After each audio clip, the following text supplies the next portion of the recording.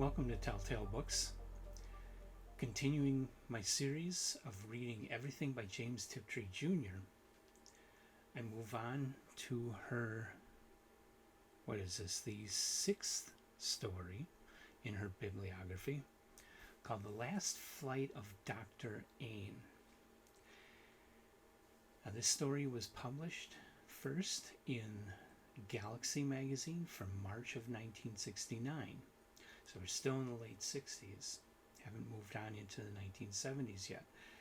And this story, it was pretty popular and was a finalist for the 1969 Nebula Award for short story. It didn't win, but it was a finalist. I read this story in my copy of the paperback collection by Delray Books from the late 1970s titled Warm Worlds and Otherwise. Very good collection. I wish it was hardcover, but you get what you get. And love the illustration on the cover. Very bizarre. So, The Last Flight of Dr. Ain. First of all, warning, it's a very short story, so I kind of can't avoid spoiling this as far as the theme and what it deals with. So if you want to read the story and don't want to know it, want to go into it totally cold, you probably should leave the video now, and I'll just tell you, it's a pretty good story, but I wouldn't give it top tail status.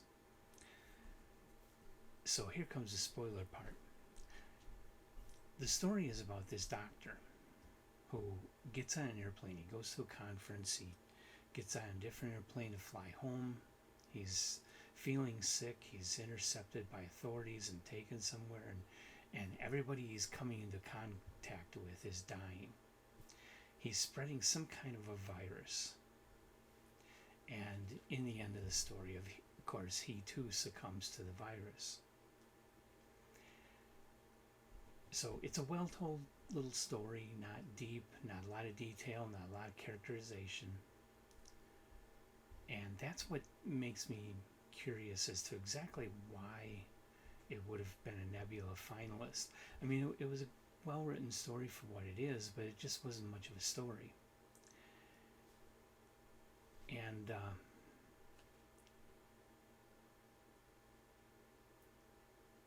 so I really don't know how it got that Nebula Award nomination.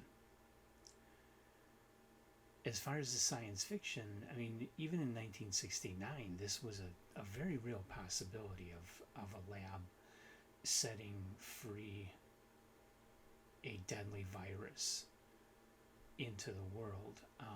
It could have happened. It still could happen. It's something that's been a realistic possibility in our world for longer than since 1969. So it wasn't really much of a science fiction story, apart from the fact that it does involve science and it hasn't actually happened. Well, let me qualify that. There have been terrorist groups that have tried, like that one in Japan.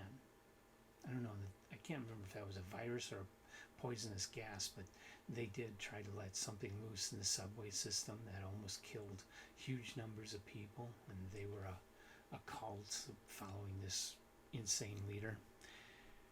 So we've already had stuff like this come up, and it's been caught and curtailed, thank God, but it's a very real part of life in our times that some wacko or some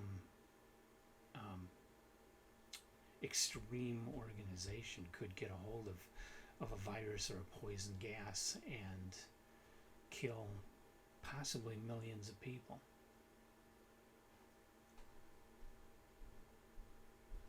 A virus, if there's no known antidote and it gets out there, it could, and spreads real fast, it could kill huge numbers of people in our world,